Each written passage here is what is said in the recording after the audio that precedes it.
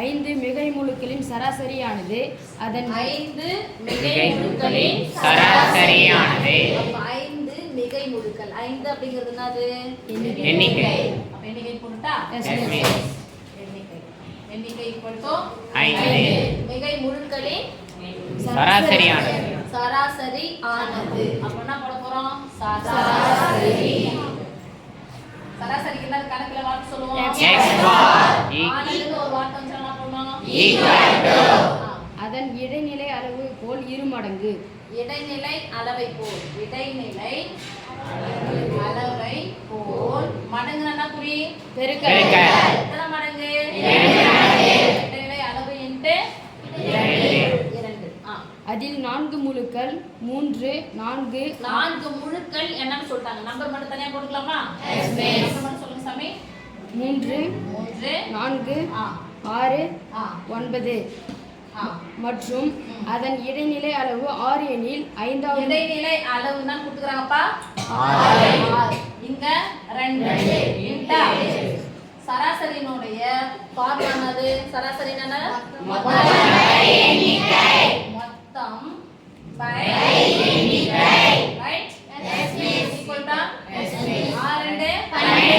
மொத்தம்னா அந்த 5 நம்பர் என்ன பண்ணிக்கணும்? கூட்டிக்கணும். அந்த 5 நம்பர்ல எனக்கு எத்தனை நம்பர் தான் கொடுத்துக்கறாங்க? 4 நம்பர் போடலாமா? 3 + 4 + 6 + 9 இன்னொரு நம்பர் எனக்கு தெரியாது. தெரியாத क्वेश्चन மார்க் வச்சுக்கிட்டா நான் x னு வச்சுக்கிட்டா இன்னொரு நம்பர் எனக்கு x.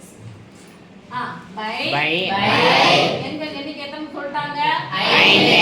ஓகே மீன் படிச்சு முடிச்சிருக்காங்க. எனில் 5வது முழுவை காண்க. 5வது முழுவை காண்க. 5வது முழு. அதான் 5வது முழு தான் எடுத்துக்கிறோம். ஓகே மொத்தம்னா எல்லாத்தையும் கூட்டுறோம். எண்கள் எல்லாத்தையும் கூட்டி எத்தனை நம்பரோ அத்தனை அளவு வகுத்தா நமக்கு சராசரி கிடைச்சிடும். அந்த சராசரி என்ன சொல்றாங்க? இடைநிலை அளவை போல் 2 மடங்கு சொல்றாங்க. அந்த இடைநிலை அளவு எவ்வளவு கொடுத்தாங்க? 12 கொடுக்குறாங்களா? 6 சரி 6 12. இப்ப பாருங்க இது எல்லாத்தையும் கூட்டி 6 நாளா 10 19 19 3 22 22 plus x by 5 equal to 12. யாருடைய மதிப்பு மட்டும் வேணும்? இதுக்கு தேவையானது எடுத்து போயிடலாமா? வகுத்துல 5 சமக்கோடிக்கு அந்த பக்கம் மாறும். பெருக்கலாம் மாறும். 12 60 என்ன 22 plus 22 x னுடைய மதிப்பு பிளஸ் இருக்கான ஒரு முறை செக் பண்ணிக்கணும்.